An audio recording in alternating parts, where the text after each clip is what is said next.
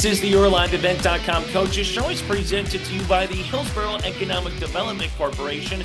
I'm Chase Miller. This week we'll tip off the program with DC Lucas from Northern Cass as the Jags girls basketball team is off to a 4-0 start on the season. Then we'll dive into boys basketball with Elliot Rotvold from Hillsboro-Central Valley. The Burros coming off a tight loss against the Kindred Vikings in their opener on Tuesday night. HCV heads to Devils Lake on Friday night for a contest with the Firebirds, a game you can listen to on KRJB 106.5 FM on Friday. Then we'll get into some hockey talk with Tim Bergland of Thief River Falls Boys Hockey as he chants all things from prep to high school to NHL to Minnesota Hockey Day as well. And Norman County East Ulen-Hitterdal Boys basketball coach Ted Critchley will join the conversation before our senior spotlight with a pair of DGF football players. This is the YourLiveEvent.com Coaches Show, and here's our one-on-one with DC Lucas.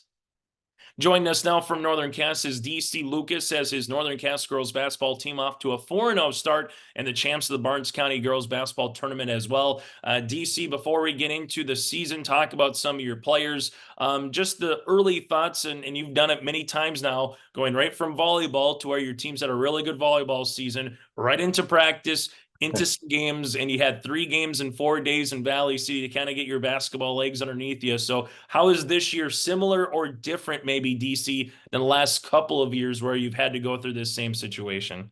Yeah, this year's been a little bit different. In past years, we'd only have about 4 or 5 practices and we're jumping right into region play. So with the changes of the 3-class system, it gave us the chance to at least give the girls a week to take a breath, and then jump right into the Barnes County tournament. So I was happy with that. It was the first time I was able to give them a few days off and then come back in and just the conditioning side of it, and then jumping into three games in 4 nights is good. I mean, it gave them the conditioning they needed, and just kind of that format that, as you know, we're going to have to compete with a couple months down the line at regionals.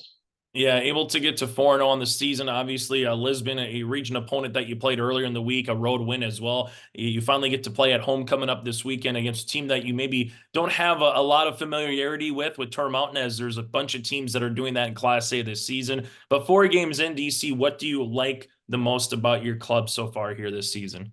I just like how they responded. I've got 4 seniors that have done a great job on the leadership side. I've got a great junior class with Hayden Crockett and Addie Winterquist. I like the development of some of the younger players. We lost a player, Kayla Treader to an injury, so we've had some young girls step up. So it's a balanced team in the sense that we've got some older girls that have been around the program and some young talent coming up that, as coaches and players, we're gonna have to pull them forward just to help continue our depth. But out of the gate, I'm happy with the way they responded. They're pushing each other. We've had some good games out of the gate, and like you said, we had three really good ones coming up here, and some teams that we're not familiar with, and some teams we're really familiar with. As a coach, that was going to be a part of my next question. When you get into the 3-class system, when you've seen maybe some box scores now rolling in, just what's your early thoughts on Class A girls basketball and the competition that you're going to see across the board here? I know it's still new to DC. I know teams are still trying to maybe find their way, or others are going, oh, I didn't realize this team was maybe as good as what we thought from B coming up, or maybe A coming down, so to speak, or staying the same. So what's your early thoughts the first couple of box score weeks that you've seen so far? Yeah, like we were talking before, the minute you think you have it figured out, you look at some of the box scores and go, I have no idea what's going on here. I think I agree with what we were talking about before. I believe it's going to take about a month to kind of see what's really going on, because these teams are new to all of us, whether it's in your region or outside your region. So and some bring a different style, and the fouls, the quarter and the fouls has changed. Even some rule changes that I think we're all just trying to navigate. So yeah, it's definitely been some surprising scores, but some really good competitive scores. And I think every night's going to be, you have to be ready every night. I think the way this is going to balance out against some of the teams in the new Class A. Your next game is Saturday, coming up against Turtle Mountain. And when you play teams that are in Region 2 or teams that aren't necessarily in Class A Region 1 DC that maybe are new to Northern Cass basketball fans, is this more of a self-scout? Let's just worry about what we need to do offensively, maybe add some depth, figure out the rotation a little bit more? Or is it, hey, I want to get as much film and as much information on my opponent because I might need to see them a little bit later on in a postseason run, potentially, depending on how it works out. So how do you balance that, early point of the season? Yeah, it's a tough balance at times. My big thing, going through right now, especially the beginning of the season, I like to focus on what can we fix. After every game, you get a little bit more about your team, some good, some bad, and you have to go back and adjust. So at this stage of our season, I'm really about fixing us. I know Kindred is next week, and we'll take a stronger look at them. Not bypassing Turtle Mountain. It's just they're out west, and we will see them probably once, maybe not down the line. So we'll focus right now on us. But again, we'll see each other in the region twice. By the time we get to the region championship, you're probably going to see a team 3 times. So hopefully by then you'll know quite a bit about them, and they'll know a lot about you too as well. There's been a couple of players that I like to talk about anytime we have coaches on here, DC, and someone who kind of stands out, maybe not in the starting five because of obviously Ellie, Josie, and who's there, but she's making an impact off the bench, and you need that as a coach just as much as a really good starter, is Addie Winterquist here. The and one against the Highliners there in that Barnes County girls basketball tournament. She follows that up with a really good performance in Lisbon on Monday. Just kind of has seemed to be a spark plug. Also has to be nice as a coach to know that you have another big on the bench to roll someone in, give someone a breather or in foul situation. So what have you seen from Addie's play early on? Just impressed and excited because, as you said, every game that we've been in, we're only 4 games in, she seems to get more and more comfortable with her role and in the offense. And just every game she's doing something. I'm like, okay, this is good. You know what I mean? And I know she's just going to keep building on it. She's a hardworking kid. I mean, at practice, when we're doing post work, I know she's down there, working her butt off to try to get better. And she had a great season last year. So every year I've seen her get steadily better and better. So out of the gate, to your point, it's just super excited to have her. She can come off the bench and help out with Joe and with Ellie. And there's sometimes I like to put all 3 of them on the floor and see what they can do. So just excited with her development. She's just been a great kid and just been a great start to the season. The backcourt's interesting too, because it seems like the backcourt, everyone has their own cup of tea, if you will, right? Everyone knows that Hayden is going to be able to put the ball in the hoop. They understand that, so she gets a lot of attention. Tess Jalbert, no pun intended, your defensive specialist in a roundabout way from volleyball to adding Yep. to her how she's going to play defensively. Casey Fix can just kind of be a bulldog at particular times, and maybe Addie Russ doesn't get enough credit. If she hits some shots, it really opens up the offense, and she can be a point guard. We saw her make a full court pass to Hayden in the Barnes County girls basketball tournament as well. So when you look at the backcourt, DC, how fun is it to have maybe a little bit of different style of player in all the girls that you kind of put back there? Yeah, it really helps us out. I mean, as you said, Hayden's our floor general, and she kind of helps dictate the pace. But those 3, actually those 4, with Casey who comes in off the bench, they help us get out. We like to run. Our big thing is the transition, and for those 3, they all have those 3 specific roles, and when they're in tandem, it's just exciting to watch. And then I have the ability to give them a little bit of rest, and Casey comes in and is just a really great defender. But it's funny with Hayden that she's one of our leading rebounders and on the court. So I love when she goes in there, grabs the rebound, and she just gets ready and goes, and they fill the lanes. And I just, it's exciting. And we have some young guards coming up that I'm hoping are going to adopt some of those skills, so we can continue just to get out and run. But I couldn't be happy with the guard play right now. And then the last 2 players I'll talk with you about, DC, obviously Josie and Ellie. Josie in that championship game of the Barnes County tournament, she was hitting that 10, 15-footer jump shot. We saw Ellie able to hit that 3-pointer from the right wing as well. Obviously, they're going to corral a lot of attention on the inside when they're posting up, but when they can, alter shots, block shots, or hit 10, 15-footers, what does that do this season for Northern Cass basketball? Their length is just I know as on the offensive side, I see in practice they just cause so many problems just with their length alone. But to your point, I mean, we've been working with Joe because she's going to draw a lot of attention in the post, because not just because of her size, because of her skill. She's got a little fadeaway jumper that's, when she's on, it's fun to watch, and she's getting more and more comfortable. And she's also, I know Hayden's one of our floor generals, but on the post side, when we're able to get it into her, she sees the court so well. And if Ellie is doing her job and cutting back and forth, it just provides, the openness that we're looking for. But I've warned them a couple of times that they're going to demand a lot of attention, so we have to be ready. And between Josie, Ellie, and Addie Winterquist, all 3 bigs do something just a little bit different that I know coaches have to plan for, which helps us, helps us and the coaching staff kind of plan for how can we utilize them and attack other teams. One final thing for you, DC, before I let you go. After 4 games, a handful of practices, what's one thing that you're working on here early on the season? Is it a little bit of everything? Is it one thing in particular that you're kind of harping on the team? As we get into Turtle Mountain, as we get into Kindred before the holiday break here, DC, what do you want to see your team continue to grow and develop in on the court? I think just to continue to develop on the defensive side of the ball. I think we're trying to figure out what our identity is going to be there. We got some good defenders, but no matter what you do on that side of the ball, it's going to take one unit. And I think right now, people sit back and say, "Oh, we graduated one senior last year," but losing, a Hallie Crockett, losing a Kayla Treader, and bringing some new people into the fold. I think we're also just trying to figure out, okay, who are we going to be? What are we going to hang our hat on here? And I know the girls have been really focused on, like I mentioned before, getting out in transition and becoming that complete team. So what we're really focused on, how can we just get better in every phase of the game? And right now, defensively, there's just some things we need to clean up and get better at and be ready for the region tournament. DC, as always, thanks so much for your time. We'll see you on Saturday against Turtle Mountain, and best of luck moving forward. Awesome. Thanks, Chase. DC Lucas, head coach for Northern Cass, will continue on our coaches show after this.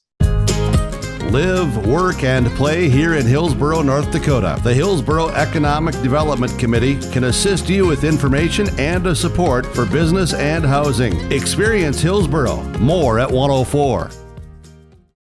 On the Coaches Show here this evening, joining us via, we'll call it digital audio, having a little trouble connecting the video, so you can't see his face, but nonetheless, he'll have some great things to say about the Hillsboro-Central Valley boys basketball. Head coach Elliot Rotvold joining us on the Coaches Show. And Coach, first of all, thanks for the time, and thanks for bearing with us in the technical aspects of this. Yeah, thank you. That's probably better. They don't see my face anyway. Coach, quite a game last night. We have nearly 3,000 views on our stream last night of Kindred and Hillsboro-Central Valley season opener for both teams. Great first half, really tight first half, even really tight third quarter. You were with Kindred step for step, but they just kind of pulled away in the fourth quarter. Your thoughts on the contest last night?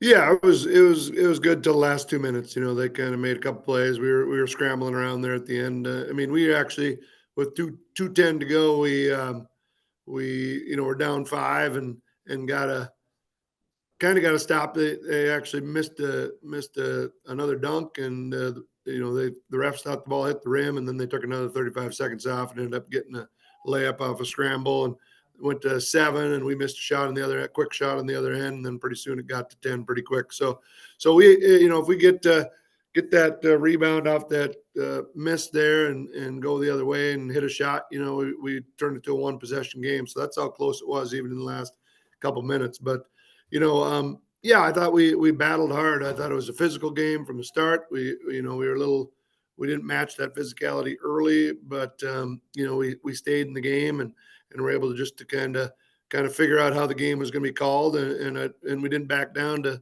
Kindred at all. And defensively, I thought we played really, really a solid game on that end of the court. But you got to give Kindred credit. They're physical, they're tough. They got some athletes out there.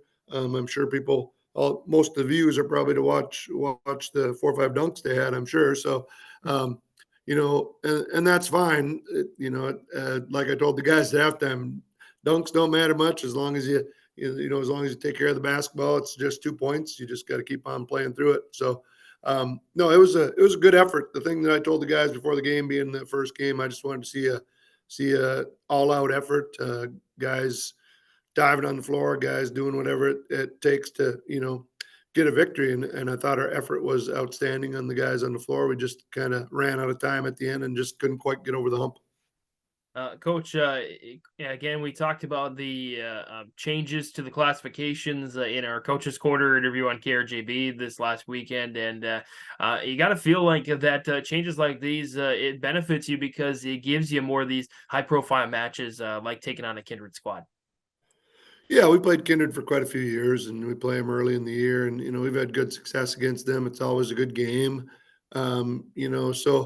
So it's not a change in that respect. The biggest change for us, is going to be, now we're back to back, and Friday we get to go to Devil's Lake, and then we head to Carrington. Then you got, a Sargent County team and top in Class B, then you got Central Cass, then you're playing Ada Borup. There's just not going to be any nights that you're going to get to kind of take a breather. You got to be ready to play every night. It's it's going to be a battle every night, and that's just the nature of the schedule that we have and the division that we're in.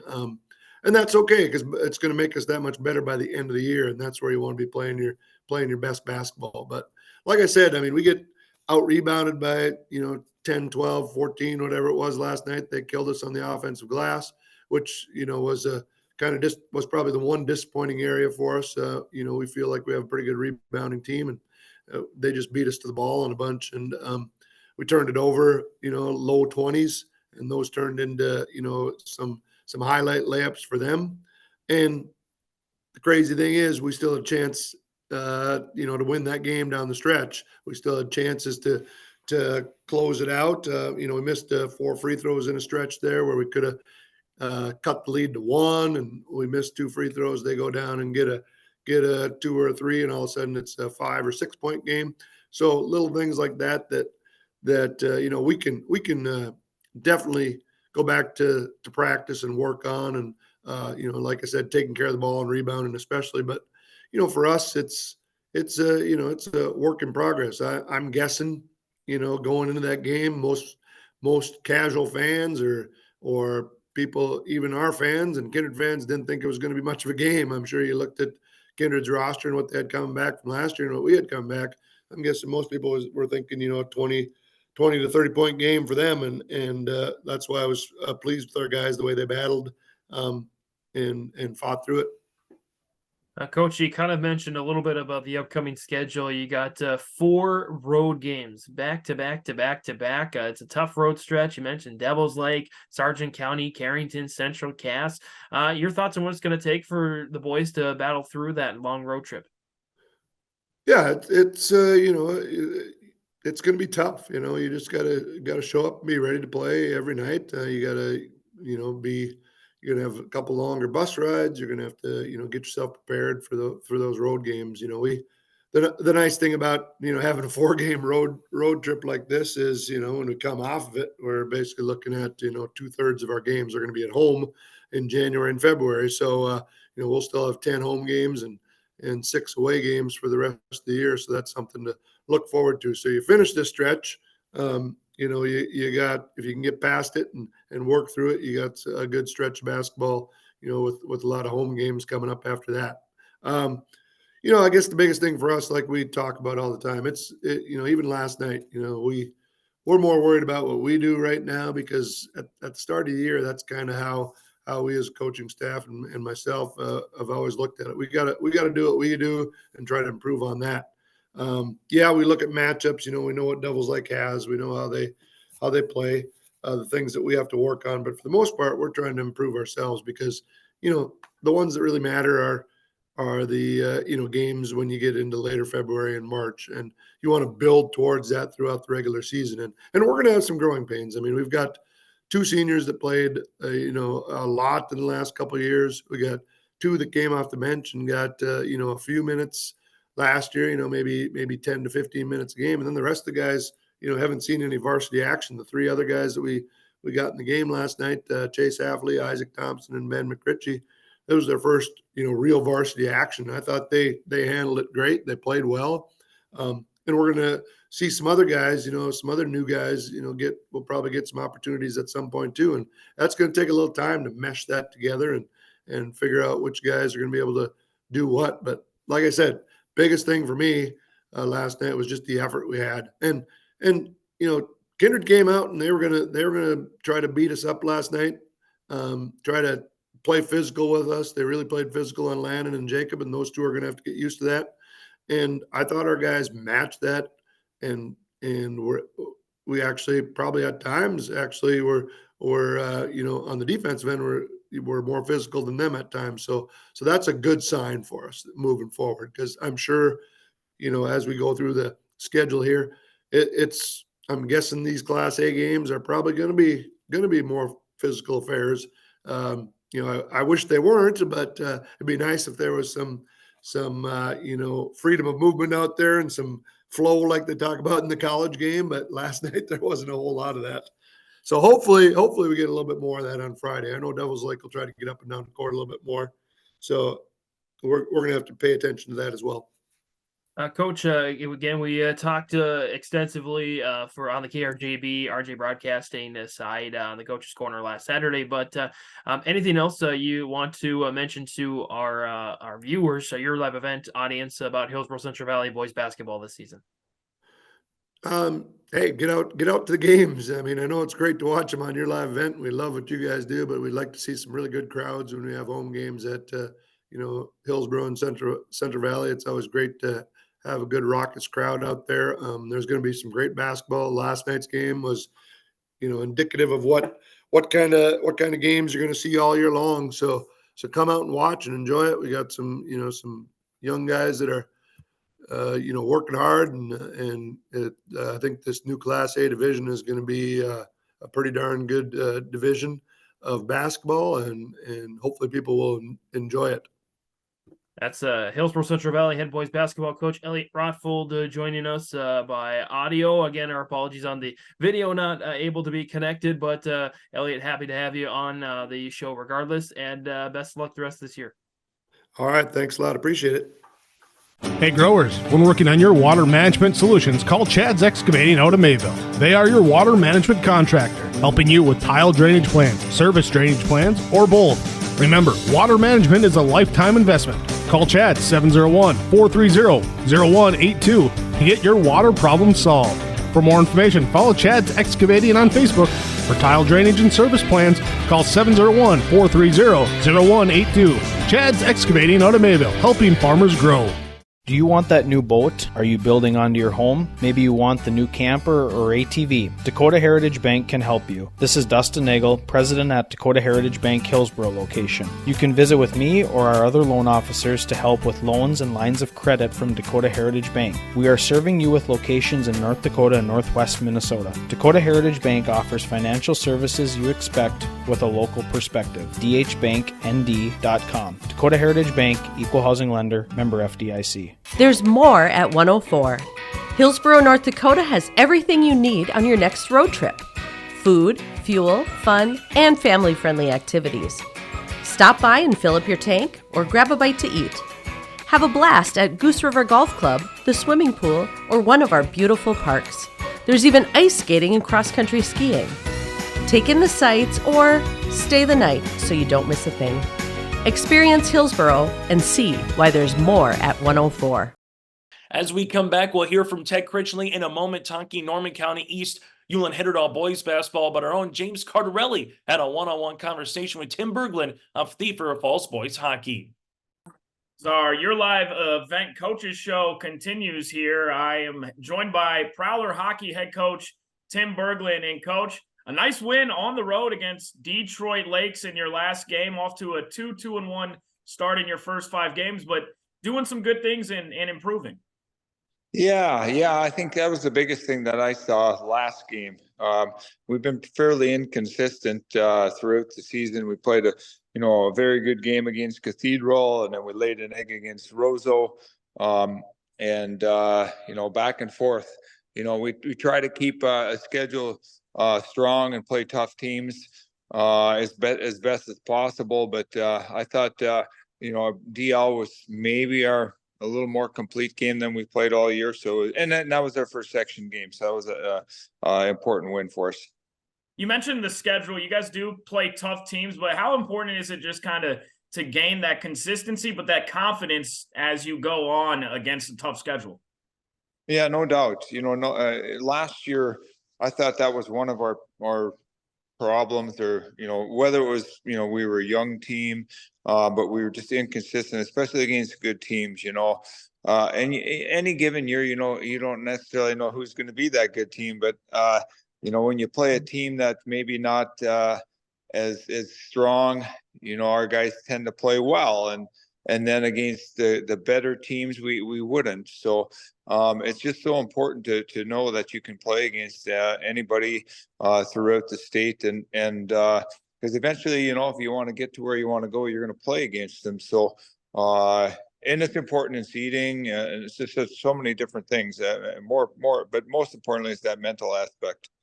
You guys got a matchup this Friday against Tottenham Grace. What do you know about them, and what do you need to do out there to get it done? Yeah, generally, we see them. I think we've all pretty well played them almost every year here for many, many years, but just once a year, and it's not a section game, and it's not kids, they grow up playing against, so they don't know them well. But it's always a very good team. They always tend to have a fast team. Strong players. Private school down in the cities that has been very good. And so we expect nothing different. It's so hard to tell early in a year like this when you start judging, okay, they beat them, we beat them, that sort of thing. But, I start looking at the schedule a little closer now as we get close to Friday. But that's what I foresee. It'll be fun. We get to play over in the Huck, which the guys like to do. And generally it just seems like a faster game. And I know it's a ways away, but you guys get to be a part of Hockey Day Minnesota this year up in War Road. When you got that call, just initial thoughts, and you guys got to be real excited about that opportunity. Yeah, it's always it's such a big event in Minnesota. We were fortunate to play in it on Saturday. We played Matamidi. Probably, I think the year was maybe like 2017 down in Stillwater when it was down there. So a big deal. And then obviously this year now we got the phone call wanting to know if we'd be interested in playing. It's Thursday, the first day of Hockey Day. It's turned into quite a big event, and it's a challenge to host it, I know. So they're doing a lot of work up there, I'm sure, in War Road to get that thing going. But we were excited. The only potential issue that I saw right away was that we had 2 games following that game. So we'll play 3 games in 3 days, which is not unheard of. We did that last year as well, I believe. And the second and third game are at home, which is nice. So it's not like you're traveling. So the boys will be excited. I get to play outside. You never know what the elements are going to be at that time. But generally it's going to be cold and windy. And then for you, you've kind of been engraved here in Minnesota with hockey. I mean, you grew up playing hockey. You ended up going to the NHL and playing a total of 182 games. But for Hockey Day Minnesota, how have you seen it grown throughout the years? And were you ever a part of it as a young player growing up playing hockey here? No, of course, playing outdoor as a part of that a lot. But it didn't start till I was well done with my career. I was coaching when that started, actually, when it was up in Baudette the first couple of years. And it was a neat start to the whole event. It was kind of small scale and neat to see out on the bay, but it's just turned into, like everything, it's turned into a marketing mega, and it's tough. I mean, like I say, you commit to this Hockey Day. It's a lot of work and a lot of money to put it on, which I understand. I mean, and it's been so many different elements into it when you have really hot weather. It was kind of misty, rainy when we played. And so you never know what you're going to see. We could see snow, we could see mist, rain, who knows? But I know they, I think, I don't quote me on this one, but I think they now are they have to bring in that ice plant. So you do have artificial ice. They set it up just like kind of the big NHL games. And so they know they're going to have good ice where you're not going to have that issue. And it is fun. I mean, it's going to be fun to be a part of it, obviously, as a coach and more so as a player. And Tim, so I mentioned your NHL career. I don't know if you've ever read your Wikipedia, but it says you in the 89-90 season, your defensive play helped guide the Capitals to their first ever semifinals appearance. Just looking back on that in your NHL career, how do you look back on that, and how much do you take away from your years of playing hockey at a high level and into your coaching now? Yeah, no, interesting question. Yeah, no, I mean, that was probably some of your highlights. Obviously, your first game, that's a big highlight, getting called up, your first goal. But that particular season, we had we kind of not unlike a lot of the teams lately, you know, that have, you know, not struggled, but really fought to get into the playoffs, is what we did. And then all of a sudden we caught fire and beat, I think it was New Jersey first round, the Rangers second round, and then we ran into Boston, and we, you know, I'm making excuses now, but we had a bunch of injuries. Dino Cicerelli, he got hurt. Scott Stevens got hurt. Kevin Hatcher. I mean, we had a bunch of guys get hurt.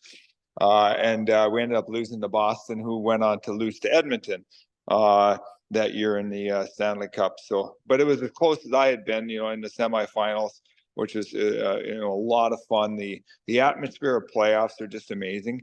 And how you're treated as a player playing in the NHL, and I'm sure it's just times 100 now the way they're treated with you know, they have. I mean, I go back try to get back about once a year to Tampa or Washington and go see a game, and they treat the alumni really well, and the locker rooms, the setups, the cooks, the masseuse, that, you know, the things they have now, you know, we would just only dreamed of.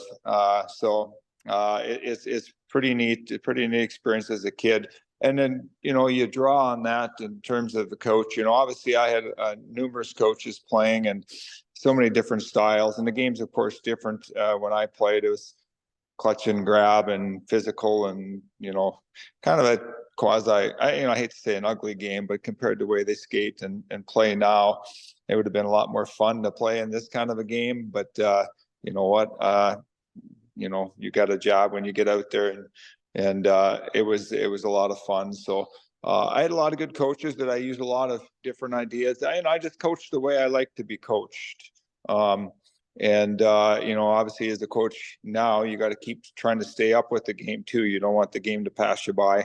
And you know, I stay in contact with a lot of players, friends of mine that still coach, many coaches in the NHL, and GMs that I talk to, and it's just kind of fun to hear what they, you know, they kind of go through the exact same things, just on a different scale as what we go through as a team. And so it's kind of fun that way. And you know, I just enjoy it, and being around the game has just kind of kept me competitive. And then lastly, because I find it so intriguing that, you know, you did have that NHL stint. How much do your players kind of pick your brain about that, if at all? And if they do, like, are you pretty much an open book to them? Do you or do you hold some things back still a little bit? Yeah, no, I mean, well, it depends upon what we talk about. Yeah, but you know, if we start talking hockey, every so often they'll bring it up. I mean, usually they'll see me in a fight on YouTube or something, and that's about all they want to talk about. But you know, I do try to use a lot of you know, just the possibilities of what can happen with the game, you know, and if you put the time in, the effort in, you know, you can play anywhere, grow up anywhere, and make it. And you know, and it's such a mindset, I think, that the kids need to have. Of, you know, did I have that mindset when I was a young kid, thinking, okay, if I grow up and I work hard, I'm going to make it to the NHL? You know, I guess you dream that, and as you grow up, your first dream is to play on the high school, and then you kind of just go from there. So it's just a lot of my coaches in youth in Thief River, my family had just a lot to do with my success in terms of your discipline. It just comes down to, you know, obviously there's some skill involved that you know, you're blessed with, but then it's what you do with it, and just the foundation that I had from Thief River and parents just had a lot to do with my success. Yeah. And then I actually got one more question, because you brought up your family. How cool is it to just kind of coach with your son, Isaac? It's got to be pretty cool. Yeah, it is. It's he really seems to enjoy it. I mean, I've never pressured him to do it. I did ask him initially, you know, if he would be interested, and, you know, he moved back to town and started working with DigiKey, and I said, well, of course I asked him, and every year I just say, hey, listen, no pressure, don't feel like because you're dad you have to do this. And he really enjoys it. It's fun to see him come out of his shell too, you know, in terms of his style of coaching, and you know, I try to stay away from him in in a sense. We talk hockey. I mean, it's just like two coaches talking, but it sure is a lot of fun, having your son on the bench with you. Well, Coach, thank you so much for the time today on our YourLiveEvent.com Coaches Show. Head coach of Prowler Boys Hockey, Tim Bergland. That was great, Tim. Thank you so much. Awesome. Thank you. Have a good day. Thanks.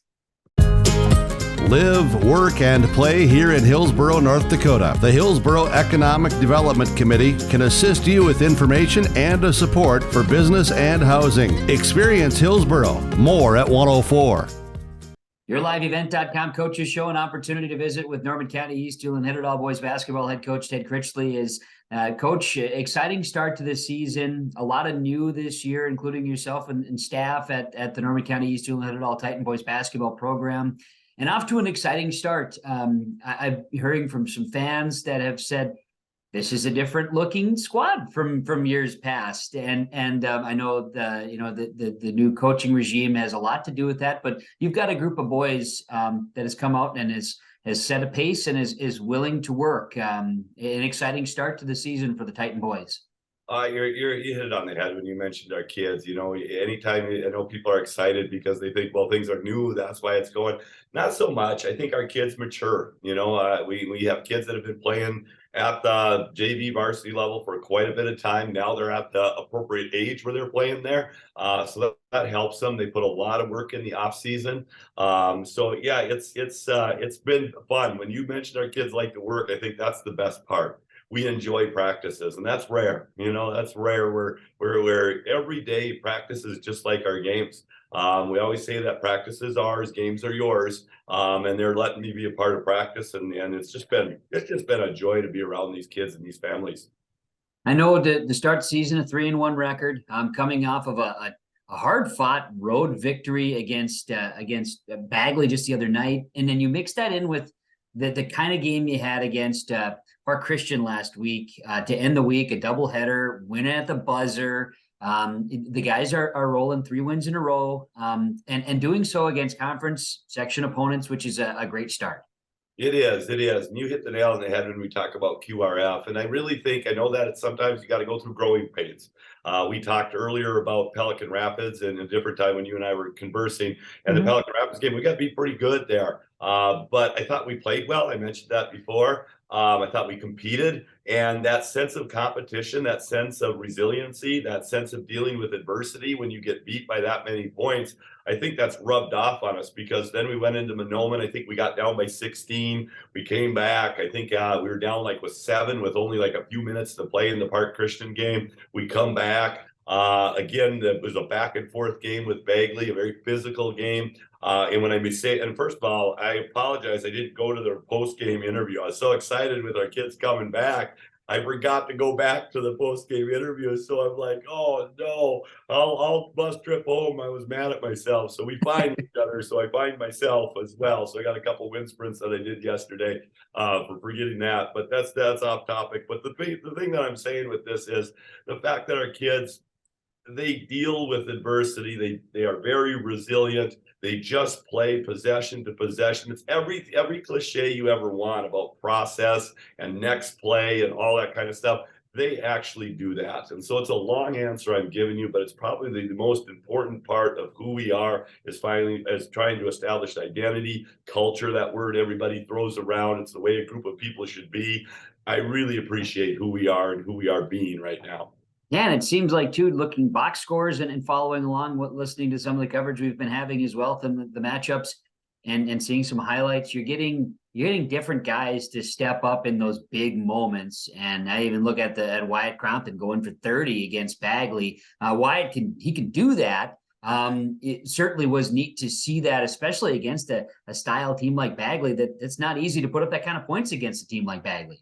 No, it isn't. They play that 1-3-1 zone and they stick to it, and they play it well. And in Wyatt's position, they defend it really well. We're very fortunate Wyatt played well too, because we needed every point possible in that. But you're talking about guys that we talk about must-have possessions. It could be 6 minutes left. The team's pulling away by trying to get away from us by about 10 points or so. We need a stop here, and somebody on our team comes up with that. We need a basket here right now to cool them off and gain some momentum back. Our kids respond with that. And the best part about it is you mentioned a combination of kids. I think in our last 3 games now, we've had 4 kids in double-figure scoring. So that really spreads people out a little bit. It makes us become less predictable. We do have some given scorers. You mentioned Wyatt, and we have Aiden as well. But we have other kids chipping in double-figure points or double-doubles. In fact, Aiden Flayton, I got to make sure I mention this because I was talking to the legendary John Otto, and against Park Christian, Aiden Flayton had a triple-double. So everybody remembers his last second shot, which was huge. All right, don't get me wrong, to help us seal the win there. But he also had again 10 rebounds and 13 assists, which I believe was a school record. You mentioned Wyatt with his 30 ball game. He had 9 threes, which is a school record. So it's fun to celebrate our individual achievements within the collective process of what we're trying to get done. And a rich history too, when you look at the program, and then also the way that Ulen-Hitterdal and Norman County East at separate times had such rich histories too. So it's super exciting and good to have the right kind of people in the fold. You talk about where you're headed. 3-1 is a great way to start. Like you say, things are moving, but you've got some really great competition. The schedule is not easy for the Titans, and that is very true looking ahead to the next few games.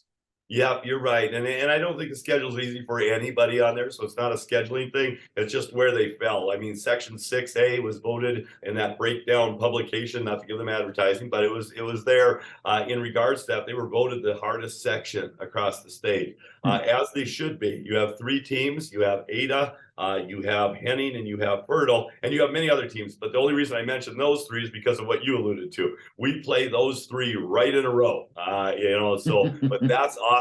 Again, it brings it back to what we talked about Pelican. This year, we added a very good program in Perham to our schedule at the end of the year. We want to be in those types of games because you learn. If you win, you learn. If you lose, you learn. You just have to realize what it is you're learning, what you're trying to get out of that moment right there. Not saying we're going to lose. I think we're going to compete. We're going to show up because I believe in our guys that strongly. It's nothing about the other teams. It's just I believe in our guys that strongly. But yeah, 3 great challenges, all different types of challenges. You have that great balance across the board with Ada. When you talk about Henning, they have 2 very dynamic guards that can really fill it up. And then you look at the size and the athleticism and the physicality of Fertile Beltrami. So we're going to get a lot of different looks and a lot of great experiences as we head into the winter break here. That's right. 3 big contests, great opportunities. And just, the goal is, right, you want to be playing your best. The end of the season, you want to be playing March basketball in March. December basketball can be tricky as teams try to figure each other out and just figure out how to play again. I guess from that standpoint, that's what we're seeing right now. You guys are finding ways to overcome some of these obstacles that meet teams in December. Yep, you're exactly right. For us, it's all about process. It always will be. I'm a big Nick Saban fan, so I know not everybody is.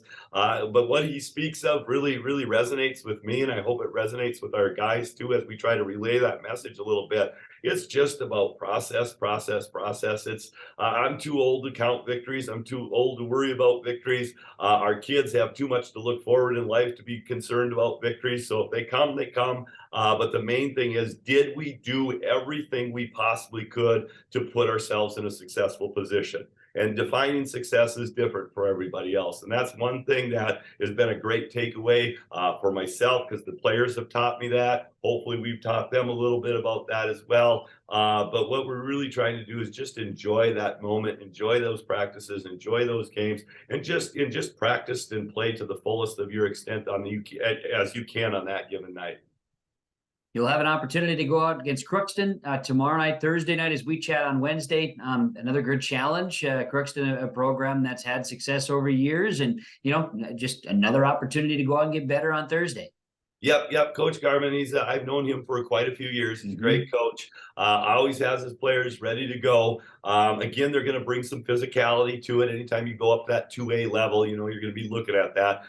So playing against Crookston, that'll be nice for us to see a different type of attack. We haven't seen much man-to-man. And if I know Coach as well as I know him, he likes to play a lot of man-to-man. And the film don't lie, it tells us that too, so I'm kind of cheating. But we've been seeing a lot of zone, so that's going to be fun to get to see some man-to-man, face some pressure. We haven't seen that since the opening night against Pelican. It'll be nice to see how we respond to that physicality and that pressure within that game. So great opportunity for both teams tomorrow night. It'll be fun, and like I say, really good competition for the Titans coming up, and a great start, 3-1. Looking forward to seeing how things unfold for the team as the season goes. But Ted, thanks for the time. I know we'll catch up throughout the season and have more chats. But thanks again to talk Titan basketball with you today. It's been a lot of fun. It has been. It's an honor to be on your show, and it's an honor for our kids to be represented, to be talked about. So we appreciate everything that you guys do as far as promoting this great game. Thank you. You're welcome. Ted Critchley, head coach, Norman County East Ulen-Hitterdal boys basketball, as we continue with the Coaches Show. Here's Trail District Health Unit Director Brenda Stallman with some holiday health tips. We're looking at a lot of family and friends gathering, and with that comes more food and alcohol, and we want people to exercise moderation, of course, with those activities, and at the same time keep check with their mental health. Sometimes the added activities to our schedules and the kids' activities brings a little bit more stress to our life, so a reminder to pace yourselves and enjoy what the season has to offer. Happy holidays from Brenda, Kelly, and Chris at Trail District Health Unit. Bank of North Dakota wants you to be confident when it's time to make student loan decisions. Visit bnd.nd.gov/confident to calculate the maximum amount of student loan debt that is recommended based on your career choice. You can also learn how to apply for financial aid and get tips to cut education expenses. Visit bnd.nd.gov/confident today. Treat yourself to a great career at American Crystal Sugar Company. Team up with quality people making quality products. Full-time and year-round in a stable business. With great pay and benefits including time off available from day one. American Crystal Sugar Company invests in you to promote your continued growth and career advancement. Grow your career doing your best work within the world's best beet sugar company. Apply online today at AmericanCrystalCareers.com. And we round out the show tonight where Joe Lancello had an opportunity to speak with a pair of DGF football players. Here's our senior spotlight. Back on the YourLiveEvent.com Coaches Show, joined now by Brody O'Keefe and Josh Dudgeon from the Dilworth-Glyndon-Felton high school football team. You fellas had the chance to play in the North-South high school football all-star game in early December on the 2nd, and I understand you guys are on the winning team. Tell me about the game, Brody. It was a lot of fun. The players you're with, it's like a different type of speed, I'd say, like, because everybody's so fast and everybody's so big, and it's just fun being around guys like that. And the refs let us do like any celebrations we want when we scored, so it was kind of fun. Josh, what was your experience of the game? It was a really good time. I met a lot of good people there. Like O'Keefe said, the caliber of player was pretty high, so it was pretty nice playing with some good people and kind of taking stuff away from what they do. Kind of like a step up from even, say, the playoffs. Right, yep. Okay. Just out of curiosity, Brody, where did you play? And Josh, where did you play? What positions? So I played the wing back. So I lined up at wing, and then they'd like motion. I'd play like slot receiver also. It kind of depended on like the formation we were in. Okay, and Josh, were you on offense or defense or both? No, I was on offense. I was the offensive tackle on the right side. So yeah. Okay. I'm guessing you didn't have a whole lot of time together and couldn't put a real complicated offense in place. Not really, no. We were kind of playing a little. I mean, we ran the ball quite a bit. Our QBs could run. Our running backs could run. But we did pass a lot, which we had both a good running game and a good pass game. Okay. And playing at US Bank Stadium, I know you guys did that before last year in the state tournament. It had to be nice to be back and play there again. Yeah, it was cool. Because like a lot of those guys there haven't played there before. And it's kind of fun just like because they're all asking about it, like what it's like, and you get to tell them about it. So that was kind of cool. Yeah, that's true. Just curious, does this kind of whet your appetite more for, say, playing football in college at the next level? I don't know if that's in your plans or not. I think so. I thought it was really cool, like especially like because the offense we ran was a way like different thing, and I thought it was like really fun learning that, and just being with the different group of guys, and everyone's so funny. It's a fun group, so I think so. Okay. Do either of you have plans to play college football?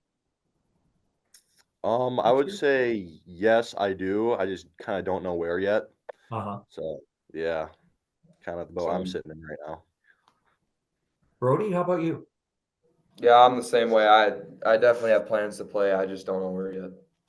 Okay, and there's still a bit of time for that for sure. Did you come back with helmets full of stickers? I've seen different stickers from different teams. I've seen that from other, like college or other high school all-star games. Yeah, the helmets were pretty cool.